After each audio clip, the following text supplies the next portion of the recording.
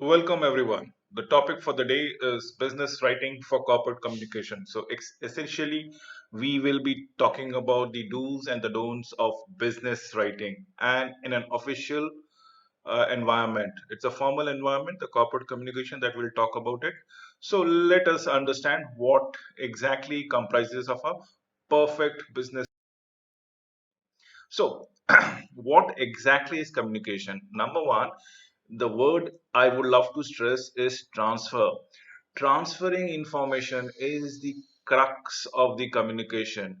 And most importantly, the way you transfer is exactly the understanding that pertains it. So you might say something and you might mean something else. So you might be using very soft words, very mild manners, but probably very stern content. So basically, you need to understand your mannerisms, your communications, much interest with the environment and in a corporate communication.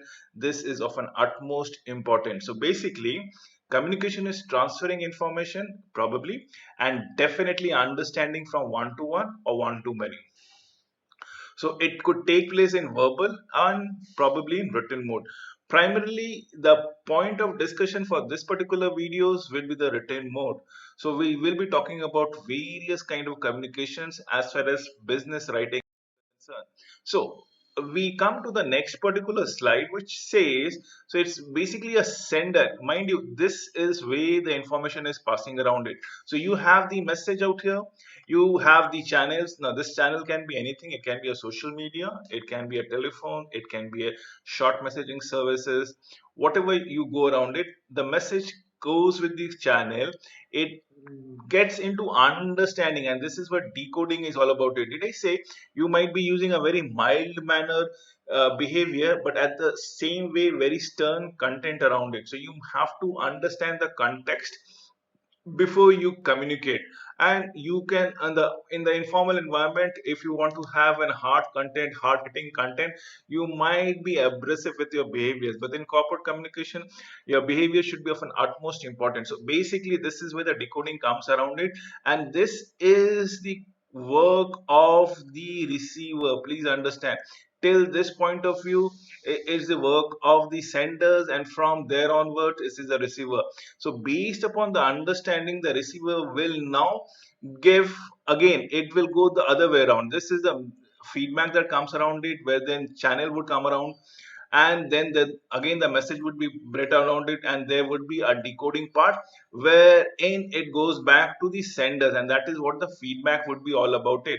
So again, I repeat, sender will send a message through a channel which needs to be decoded and probably replied back in the same format as the case might be. So this exactly is the communication process that we talk. So now, what is business communication? Business communication is any communication that involves everything in formal environment. Please understand, in a formal environment, we are always already there with a objective in our mind. So what do we have? We have business environment in terms of resumes, we have emails, we have website, we have frequently asked questions, we have newsletters, we have brochures, we have article, catalog, you name it and we have it. We have the advertisement, we have the pamphlets, signs, press release, presentation, multimedia, report, manual, and so on and so forth. So anything within the corporate communication, any ambit, anything in the ambit of the communication, let us say, be it the external stakeholder that we are talking around it, or the internal stakeholder that we are talking around it. So any of the ambit that comes around it, that is comprising the business communication as far as corporates are concerned. With it is CVs, emails, letters, advertisements, presentation, manuals, report, press release, and it can be an annual report, and so on and so forth. So that is what a communication is all about it. And if you look into this particular icon that I have got it from my clip art, now this is where it's very interestingly, if it says absolutely formal thing, there are no hocus pocus. If you look into it, there is a desk in between, probably, or a laptop in between that comes around it. There's a presentation which is going around. There is a formal environment which has been depicted as far as this communication. equation. So basically, the equation is this. This is the 100% context of the message, wherein 40% is the content, 50% is what you or how do you say it out is the things, and last 10% is the words that you've been utilizing it. So what is it? The content will be continues about it. It is what you exactly hear. Did I say in my first elaborated example that in a formal environment it might be a very mild behaviors, mild manners, you are putting across certain stern content, certain very strict content which you are very unhappy with it. So you need to understand, you need not pick up the tricks of the behavior but probably with the content part of it. So what you hear is the tone of the voice, the vocal clarity, the verbal expressiveness, as in how you are putting it forward or putting it across your communication. What you see is you what you feel in terms of facial expression, dress, grooming, and so on and so forth. That needs to be taken about it. We have to understand what we are talking. This is what the 50% of the message is concerned. Please remember this thing. And the last thing, and the not the least thing, would be the word part of it. Basically what happens, what is the wrong thing that we continue keep on happening it, is we press much of a stress around 50% on the word content which is not perfect in the very first place, and probably we listen very less in terms of 10% in terms what we hear it down. This is a wrong parameter. Please understand, if you want to be a people person, you have to understand that 40% is what you hear, 50% is what you see, what you feel, and the last 10% would be the content or the words that been equated for.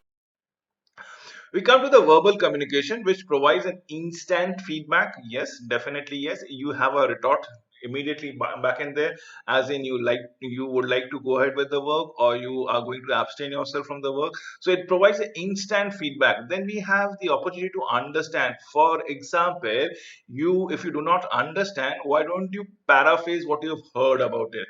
Now, once you have paraphrased what you've heard, believe me, that is your understanding, and if the sender acknowledges it, probably you are in the same page. So it involves questioning in case there are any doubts, paraphrasing, faster closure on open items. We have no records until and unless it is been closed circuit television with an audio not being muted, so that, or else it is there is no records of the meeting as such. We are usually unstructured, we might be casual, but I refrain all of you from being a casual in a formal environment. And increase speed in communication, you have a greater speed, because of this feedback consent, there is an increased understanding, and probably the process get faster. So we'll talk about the written communication. Here is what exactly comes around it. Now, in written communication, it provides a record for future. It tells me, or it you can refer back to what has been actually been communicated. Let's say a week before, a month before, a quarter before, or even for that matter, a year before. In an email, if you write an email, the email can be indexed one, or it can be even searched until and unless it is there in the server. So you can always have an access to such kind of things. So it is obviously definitely more structured. Please refrain from writing any hocus pocus thing, because this might get backfire. Remember, it being recorded. It is the tools to gain attention with bullets. You want to stress upon certain points which you are very passionate about it, you're able to provide details, you have an attachment, you have certain evidences that comes around it, that can be given in terms of email communications or mail communication or written communication for that matter, can be sent to a multiple people at the same time. And these need not be email, it can be notices or circulars also. So the same communication has been happening at the same time with every one of them, identical communication.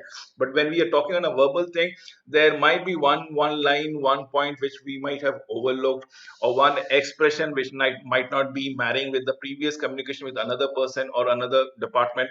So it is absolutely more formal.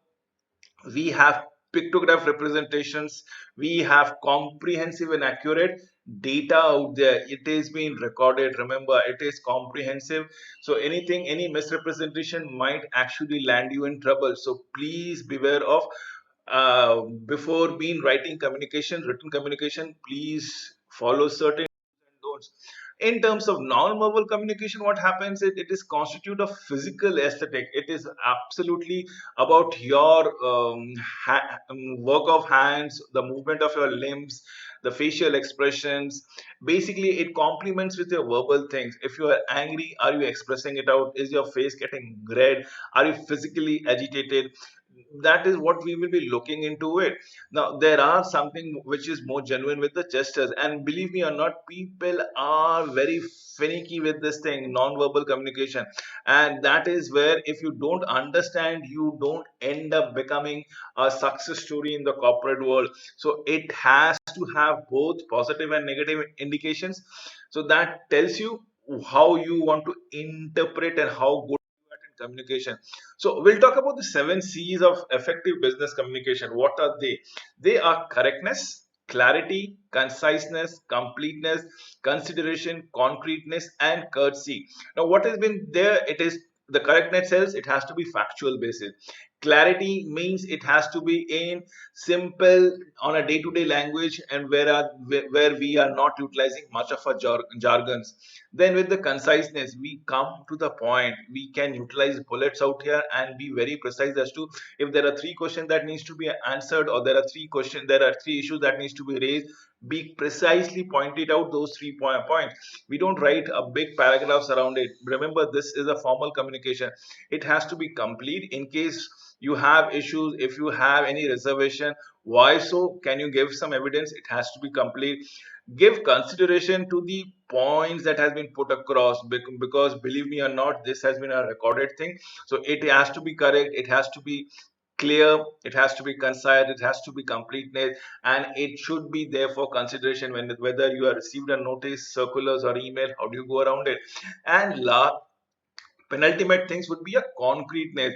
It should be absolutely into black and white. There are no gray areas that can be kept into the matter. You have to come out with a situation stating a position correctly and concretely. And last but not the least, despite being angry, did I, in the very first example, did I say, despite being very angry, please do not lose your temper. You have to be very courteous, and but at the same time, you can put your point across. There is no reason for not putting your point across, or else people might take you for granted. Again, repeating the 7 C's: correctness, clarity, conciseness, completeness, consideration, concreteness, and courtesy. So this is what we are looking into.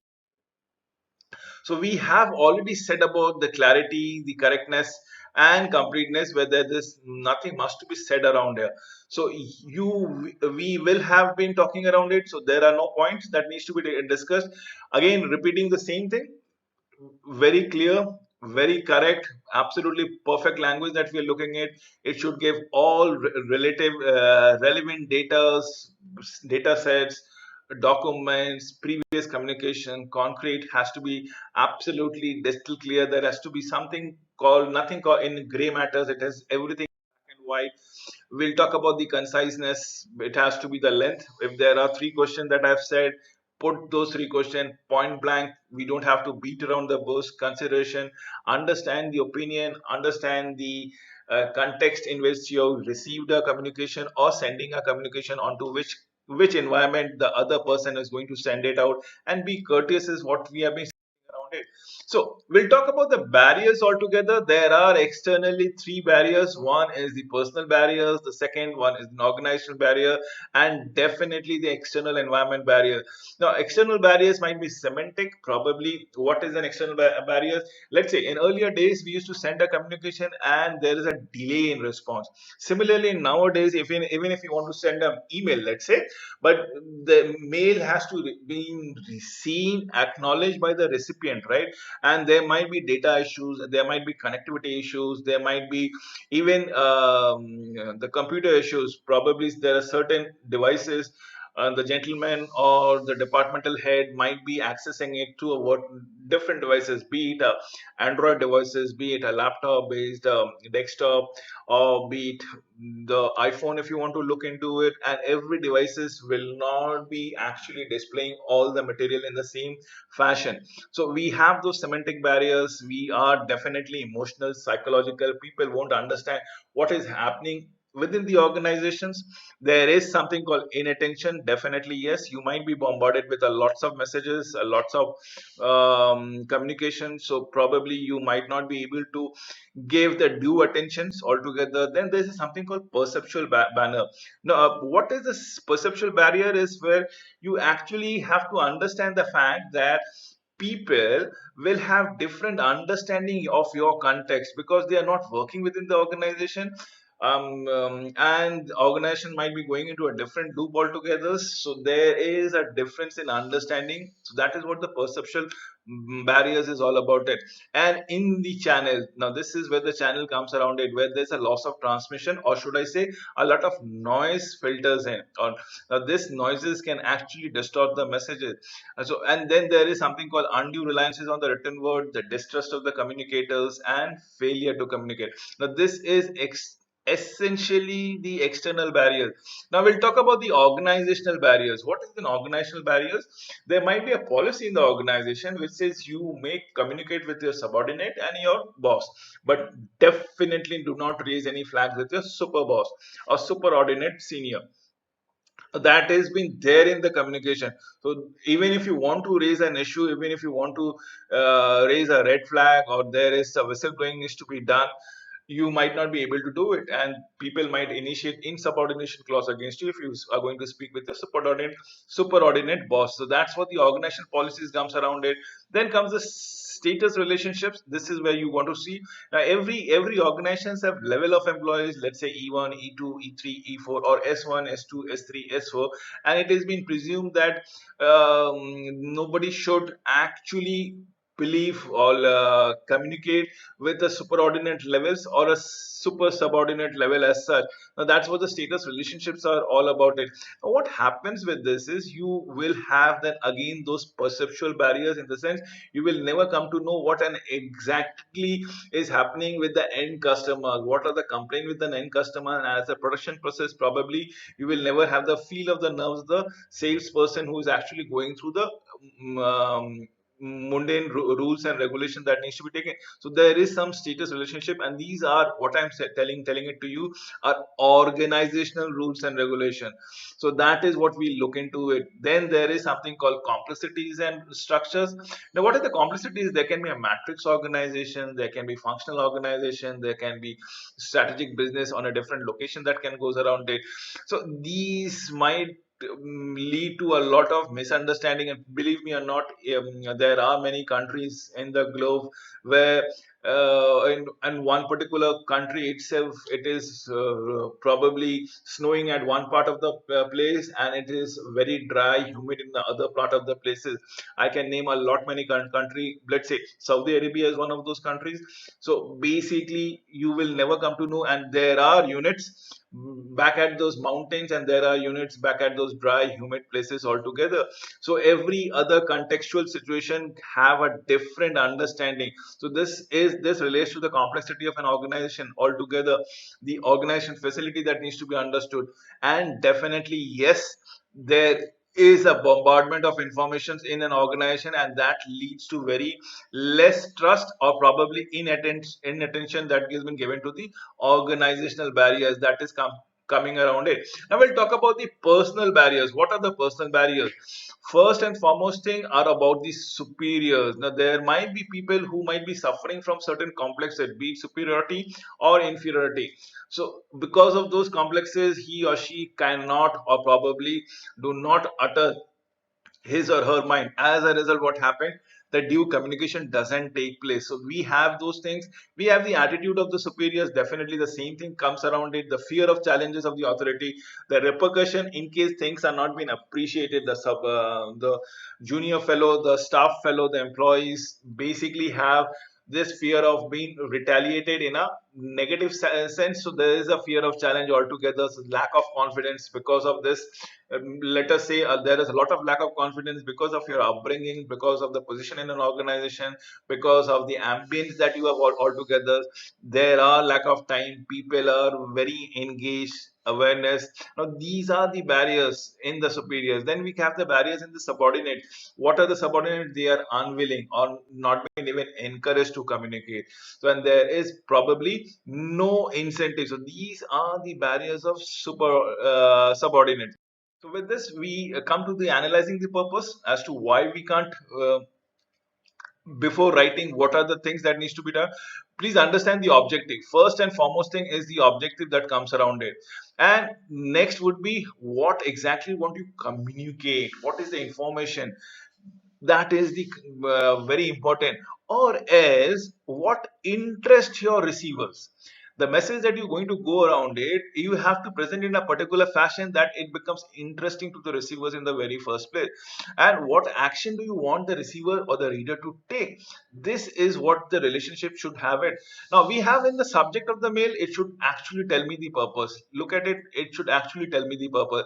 In the subject field, you have to understand what the how will you paste the information, or how will you place it to the reader in the first place, so that it touches or tickles his thought process altogether. We have the subject should be meaningful, definitely yes. It should sensitize, or at least it should encourage the receiver to open the message altogether and go through it. We have to have a reply options that needs to be reflected out here, and it should be brief, and it need not be in a complete sentences or probably a lengthy paragraph comes around it. So most importantly, talk about the audience. We need to talk about the gender biases that comes around it, the recipients. So write the names of the person that you're writing to. Absolutely be direct. Absolutely, that shows you are confident about yourself, and most importantly, you are acknowledging the presence of the person around it. So please be direct and write down the name, write the information that you want to go around it. Do not write names in BCC field, but this is something which I do practice. I would love, if you want to writing a mails, please, and you want to mark a copy to everybody, so you can circulate the copy to everybody, but don't give it a blind circulation to the of the copies, because that doesn't infuse a lot of confidence in yourself. Because the receivers, believe me or not, a day or two or a week or two before, they will come to know the contents of your mail and who has sent it and how it was sent it around it, and that will reflect a very poor image of you. So write sentences in plural.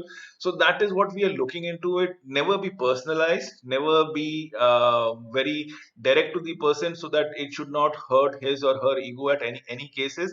It should be always be on a generalized that comes around it. So we have these three structures that comes around it. First and the foremost thing is the salutations, where you have the greeting, then the contents, and last but not the least would be your closing. Closing is your conclusion, what actions do you want to take it, and this is the structure of communication. So build the structures. So first and the foremost thing is salutations, as in what is you looking at. You might use the word hi, you might use the word good morning, you might use the word dear, you might, but please, the names would be absolutely must, and it is all about acknowledging the presence and showing respect a person. What are the do's and don'ts? Please understand.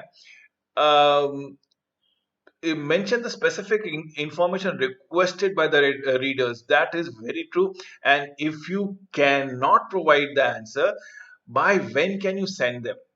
Be specific. So you have received the instruction, and probably the relevant data, the relevant information is not at you at your end, and you need to collate it, and you require certain time. So first and foremost thing, reply the mail, say sir, I'm going to go through this thing content, allow me a day or two, a week or two, and before which I give you the content in a precise format altogether.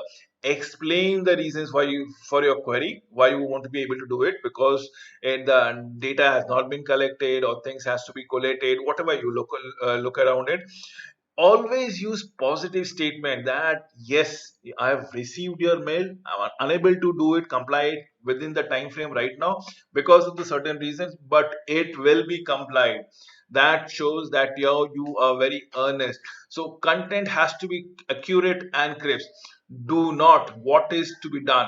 Don't tell the reader what they can or what they can do. Please don't advise, please don't solicit, give unsolicited advices altogether. Do not have any negative statement. Do not say ki sir, I am not be able to do it because I am very busy with other things, other preoccupation. This is very wrong. And of late, people, if they are communicating on a regular basis, they become a little casual on their approach. This should be avoided at all costs. Closing is the paragraph or written communication as to what is the exact requirement by the reader's action that needs to be taken around it. Probably give a timelines. Probably remember, give a timeline. It might be as soon as possible by the end of the day. Sign off with your names, your contacts, so that people can get in touch with you. Do not say thanks in advance. Probably absolutely not to be done, because people might not comply it. Uh, but once the job has been done, please acknowledge it and show your appreciations for the cooperation that has been extended, and definitely close on a high note or a pleasant note. So we come to the detailed and design of the things of formatting. All letters should be approximately 10. I prefer 12 because this looks a little little warm and little comfortable to the eyes. Use line spacing as a template. It should be one and a half times. At least one should be the line spacing, and have a separate paragraph. Now, talking about paragraphing, keep one idea per paragraph. This is a very important. People keep on forgetting this. And use as concise the content should be all about it. Ideas of successive paragraphs should follow the flow. Absolutely, the flow should come around it. So the successive ideas should come with the previous flows altogether. We have those punctuation marks that comes needs to be taken care of, and things like that. This is what is very important.